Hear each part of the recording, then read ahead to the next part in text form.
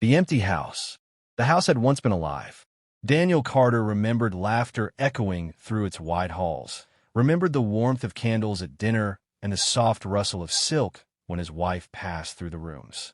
Now the place sat in silence, as though the walls themselves were holding their breath. Dust collected in corners, despite the weekly visits from cleaning staff. The air smelled faintly of cold marble and loneliness. Daniel lingered at the window of his study, watching the street outside. It was evening, and the neighboring homes glowed with light. He imagined families gathered around tables, imagined voices raised in comfort and in argument, the small chaos of people living together. His own house, too large for one man, swallowed him whole. He had not realized how grief could be measured not only in sorrow, but in the absence of sound. The truth of his grief was not a death, though it might as well have been.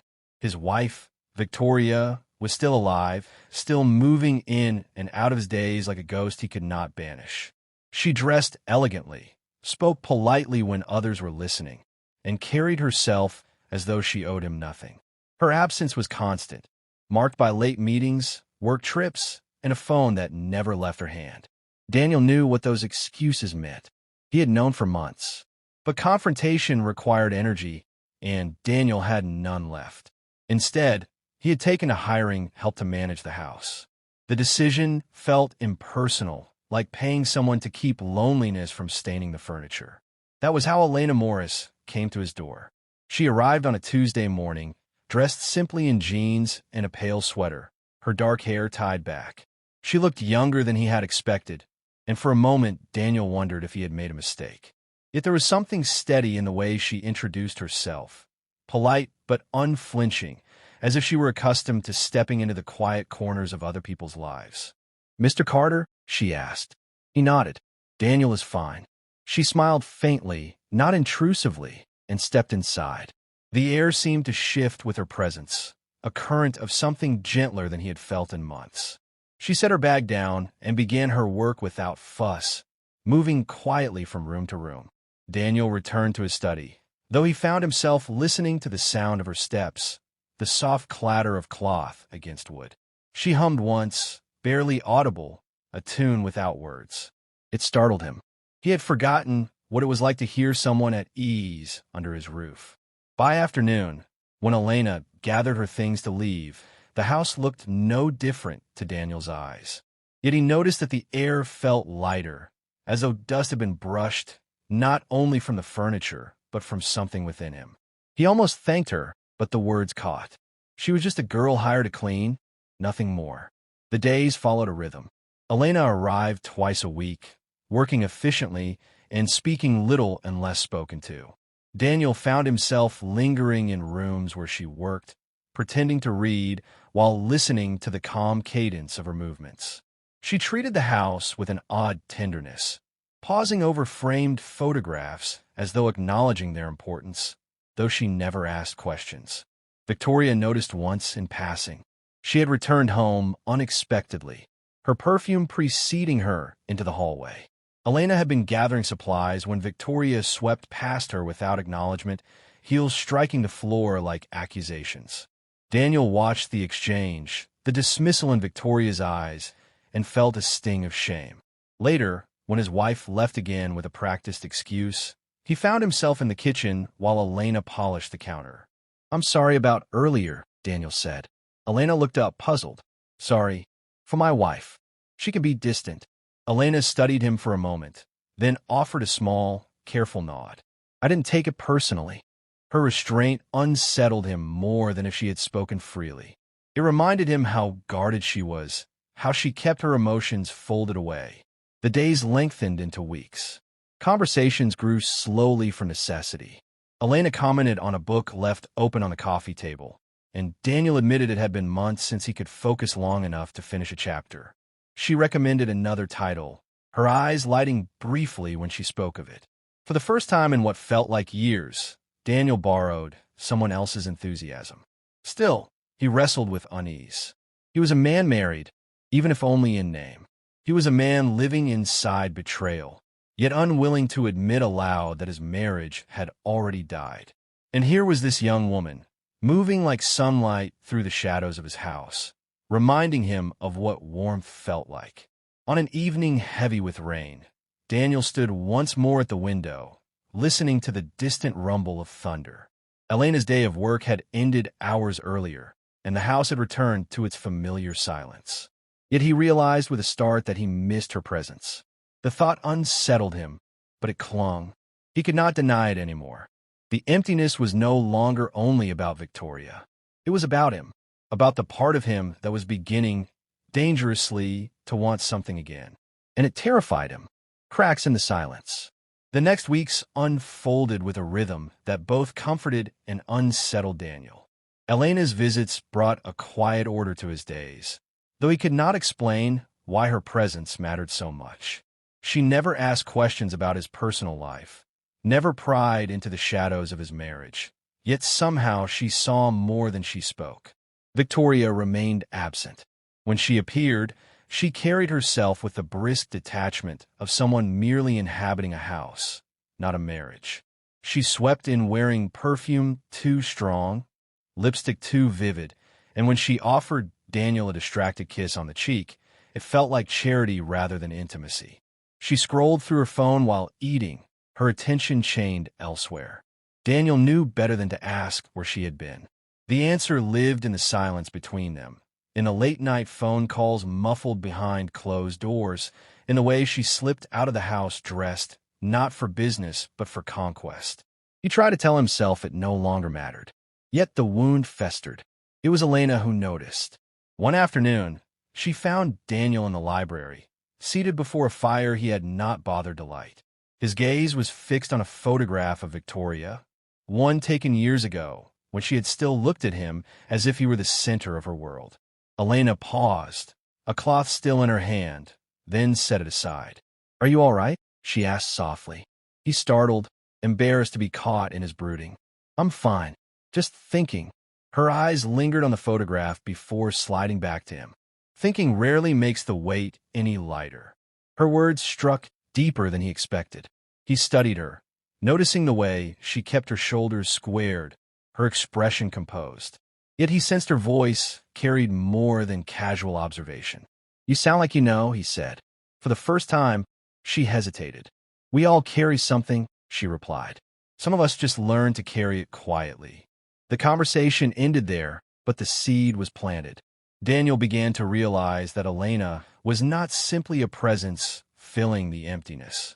She carried her own shadows, and in that recognition, he found a mirror of himself. Days later, Victoria returned again. She arrived late, trailing laughter from a phone call that ended the moment she saw Daniel waiting in the hallway. Her eyes flicked toward Elena, who was arranging flowers in a vase, then back to her husband. "You hired more help," Victoria said coolly, as if Elena were invisible. Daniel's jaw tightened. The house was too quiet. Victoria arched a brow, but did not argue. Instead, she drifted upstairs without another word. The dismissal cut sharper than an accusation. Elena lowered her gaze, focusing on the vase as though it were suddenly delicate. That night, when Victoria left again with a careless excuse, Daniel found himself in the kitchen while Elena rinsed the last of the dishes. The hum of the dishwasher filled the silence. "I'm sorry," he said at last. Elena turned. "For what?" "For her. For how she treated you." Her expression softened, though she did not step closer. "It isn't my place to judge.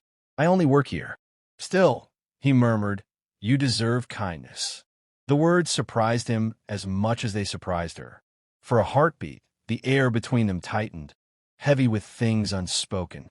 Then Elena lowered her eyes, drying her hands with deliberate calm.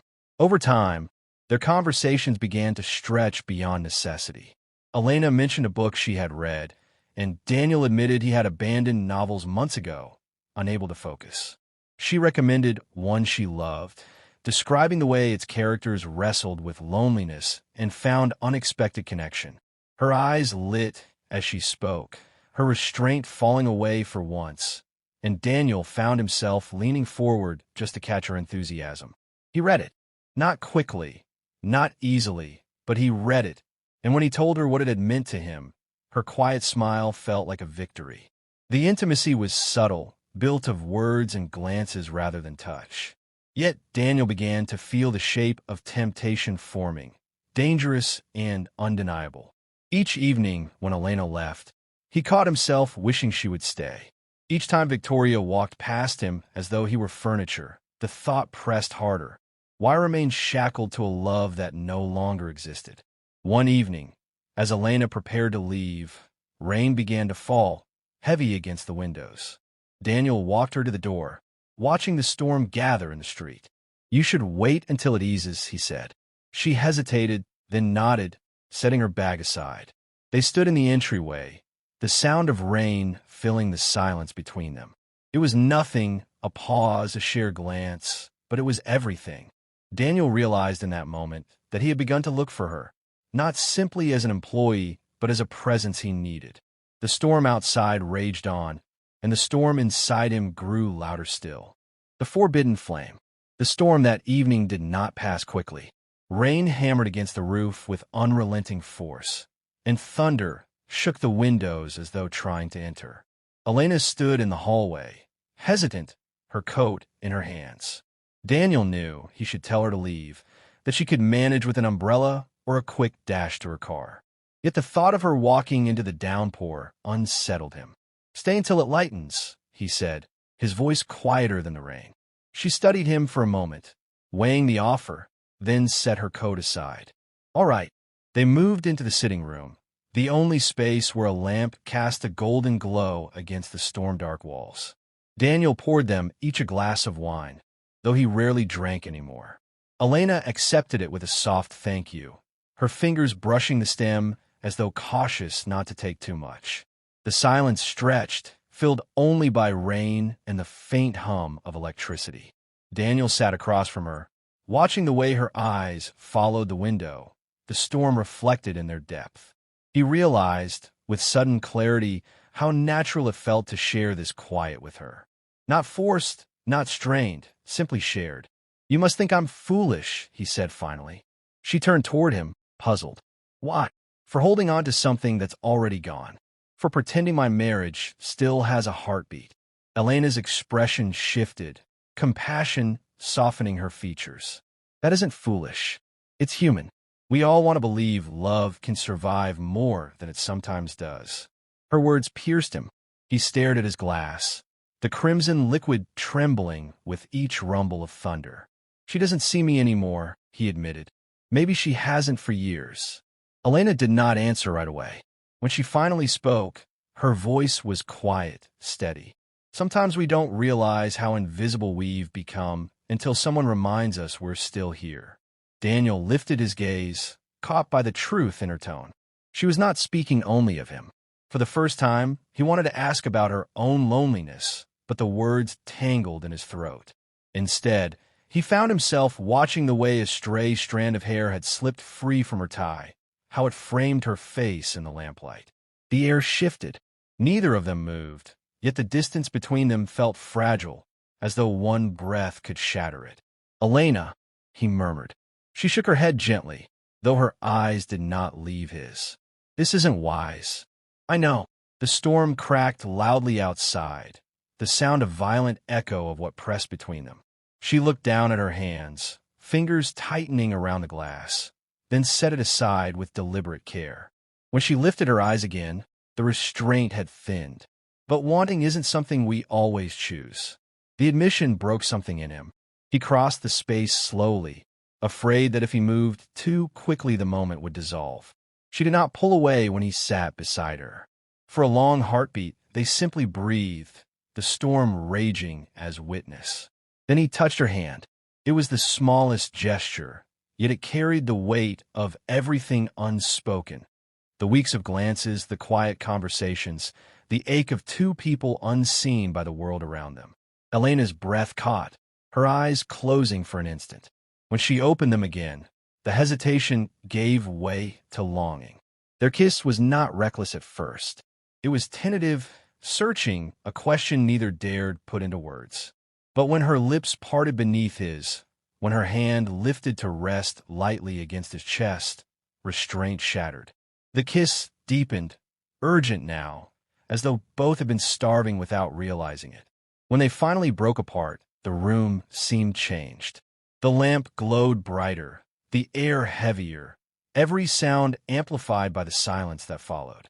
Guilt pressed quickly into Daniel's chest, yet it did not erase the truth. He had not felt alive in years until this moment. Elena's eyes shimmered with the same conflict. She drew back slightly, her voice unsteady. "We can't, this isn't." "I know," he whispered, though his hand still lingered near hers. "But I don't know how to stop wanting you." Her breath trembled. She rose to her feet, gathering her coat with quick, deliberate movements. Daniel followed her to the door, the storm outside, still unbroken. For a moment she stood there, caught between the violence of the rain and the greater storm inside them both. Finally, she looked back at him. Her voice was almost lost in the thunder. "Some doors, once opened, can't be closed again."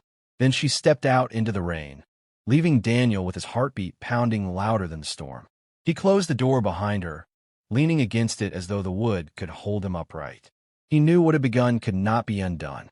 Whatever came next, the silence of his house would never be the same again. Ashes and new light. The days that followed were weighted with silence. Not the familiar silence of an empty house, but a charged one, filled with memory. Daniel moved through his routines distracted, hearing again and again the echo of Elena's voice at the door. Some doors, once opened, can't be closed again. He did not see her that week. The absence unsettled him. He tried to focus on his work, on the meaningless conversations at the office, but his mind wandered back to the storm-lit sitting room, to the taste of wine and rain and the touch of lips that should never have met. He knew he had crossed a line. What frightened him most was not the guilt, but the certainty that he did not regret it. When Elena finally returned, her posture was different. She carried herself with the same quiet dignity, but her eyes avoided his. She cleaned as she always did, careful and efficient, yet a wall had risen between them. Daniel watched from the doorway, aching to bridge the distance. "Elena," he said at last, his voice low. She paused, cloth in hand, and turned reluctantly. "Mr. Carter." The formality cut deeper than he expected. "Daniel," he corrected softly. "Please." Her shoulders shifted, as though resisting the pull of his words. "We can't repeat what happened. You know that." "I do." He stepped closer, though not near enough to startle her. "But I can't pretend it didn't change everything." Her gaze lifted to his then, conflict sharp in her expression. "It has to stay a mistake." He shook his head. "It wasn't a mistake. It was the only moment I've felt alive in years." Elena's breath caught, but she turned away quickly, resuming her work as though the conversation could be swept away like dust.